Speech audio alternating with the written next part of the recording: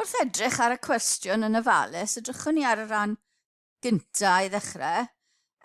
Mae gyda ni pwysau yr trên a'r cerbydau mewn tynnellau metric, a mae'r grym gwrthiannol mewn niwtonau. Felly bydd angen i ni newid yr unedau ar gyfer tynnell mewn i kilogram yn ystod yr cwestiwn. Felly, ewn ni i'r rhan gyntaf i ddechrau. A mae gyda ni y ddau uned yna, felly byddwn ni'n goffod lluosi'n 90 tynnell metric gyda 1000 i ddod â fe nôl i kilogramau.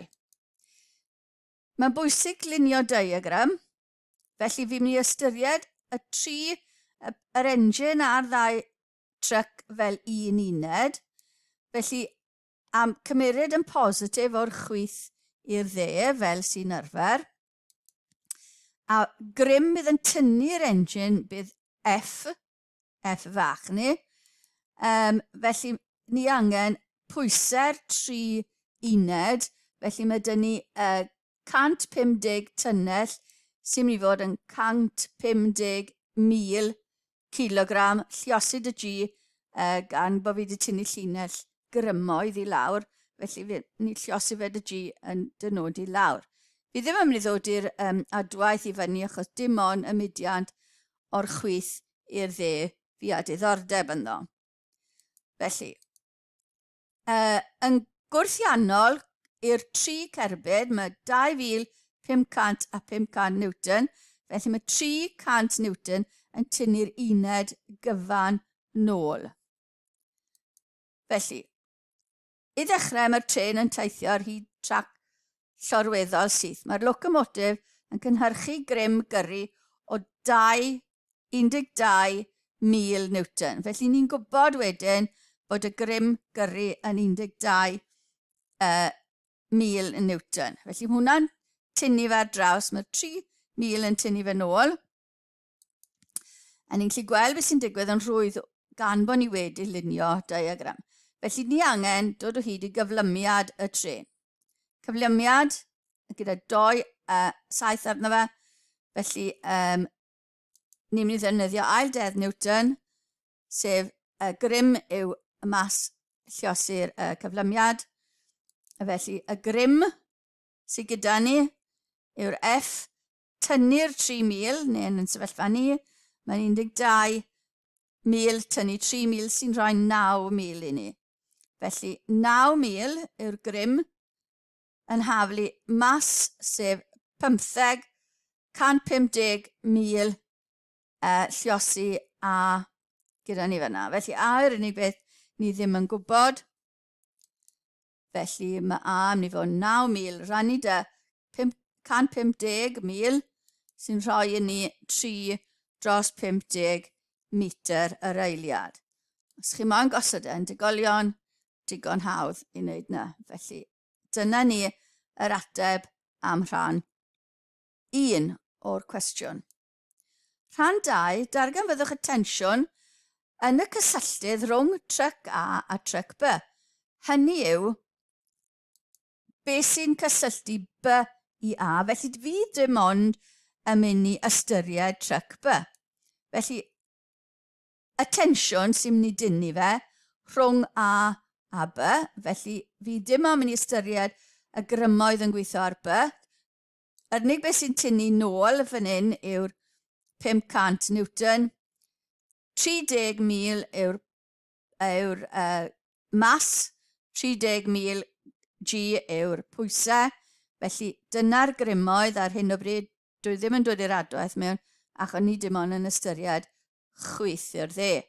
A yw 3 dros 50, fel daethon ni o hyd iddo yn rhan 1 y cwestiwn. Felly dim ond tryc B, fi'n ystyried y grymoedd ar hwn. Felly does dim byd arall yn mynd i effeithio arno fe. Felly ail dedd Newton eto, y grymoedd tro yma yw T minus 500 yn hafel i'r mas, a ni'n gwybod y cyflymiad yw 3 dros 50.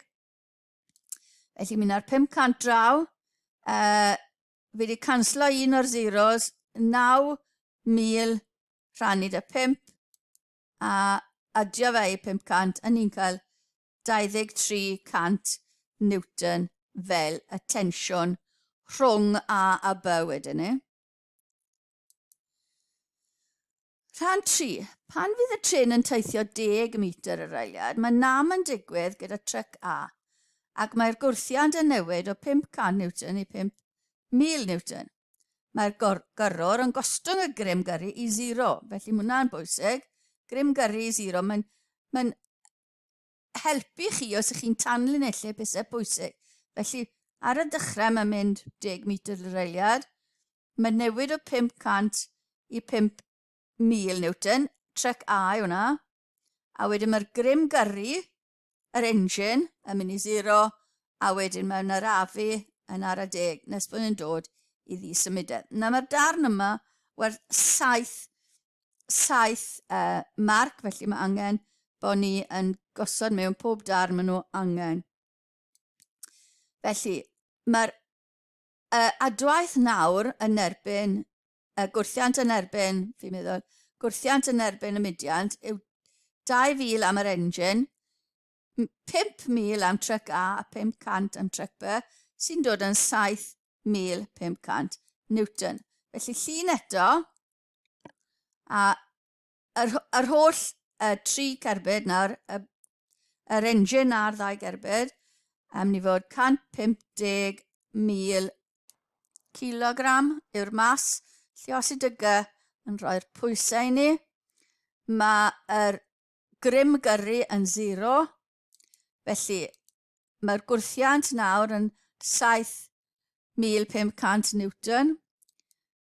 Ni hefyd yn gwybod bod e'n dechrau gyda 10 metr yr eiliad a diweddu yn ddisymudedd, felly y fi yn 0. Defnyddio ail dedd Newton, mae'r grym yn mynd i fod yn 0, sy'n tynnu fe, minus 7,500 yn hafel i'r mas, lluosi y cyflymiad. Felly mae A yn mynd i fod yn minus 7,500 rannu dy 150,000, sy'n rhoi i ni minus 1/20 metr yr eiliad sgwar am yr cyflymiad neu'r arafiad yn 1/20. Felly ni angen dod o hyd i'r pellter, ni'n mynd i alw'r pellter yn S. Mae'r gwyddonwyr neu'r ffisegwyr yn galw'r pellter mewn teithio'n X, ond mae hwnna'n golygu ta dim ond ar hyd ffurf llorweddol, bydde fe'n symud, felly os ni'n defnyddio S, ni'n gallu teithio mewn unrhyw gyfeiriad. Felly ni'n ddefnyddio'r hafaliad yma, hafaliad mudiant yma, achos mae gyda ni U, V ag A. Felly U yn 0, nag V yn 0, sef yr cyflymder ar y diwedd, yn haflu U disgwyrio, sef y cyflymder ar y dechrau.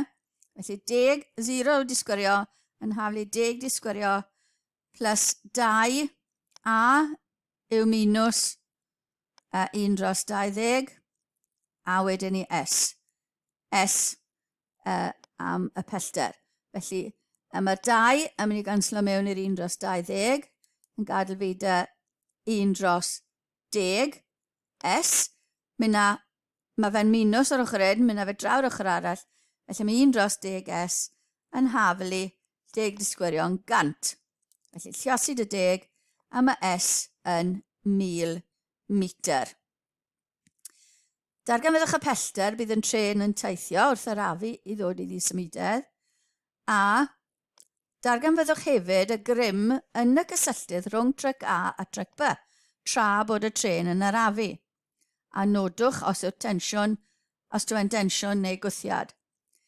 Felly, os ewn ni nôl i ystyried tryc B yn unig, eto, oedd yr pwysau yn 30,000, y gwrthiant i'r mudiant yn 500, felly defnyddio ail dedd Newton eto. Mae'r A hefyd yn minus 1/20 fel dethon ni o hyd iddo yn y dechrau rhan 3. Felly ail dedd Newton, grym yw mas lluosi y cyflymiad. Felly y grym nawr yw T minus 500 yn haflu mas lluosi y cyflymiad yn minus 1/20. Felly, mynd ar 500 draw, felly 500 minus, mae 20 yn rhannu mewn i'r 30,000, 1,500 o weithiau. Felly mae'n tensiwn ni nawr yn mynd i fod yn minus 1000 Newton. Minus 1000 Newton. Felly minus yn meddwl bod yn mynd i wthio sianol. Positif yw o chwith i'r dde. Minus yn golygu bod yn dod o'r dde i'r chwith. Mae fe'n gwthio yn lle bod e'n densiwn yn tynnu, mae e'n wthiad. Felly gwthiad neu thrust yw'r ateb ar gyfer y darn ola. Dangos i chi pa mor bwysig mae gosod yr arwydd a penderfynu chwith i'r dde neu pa gyfeiriad chi moyn yn positif. Mae lluniau yn bwysig a gosod mewn y gwybodaeth i gyd sydd gyda chi cyn bod chi yn taclo'r cwestiwn.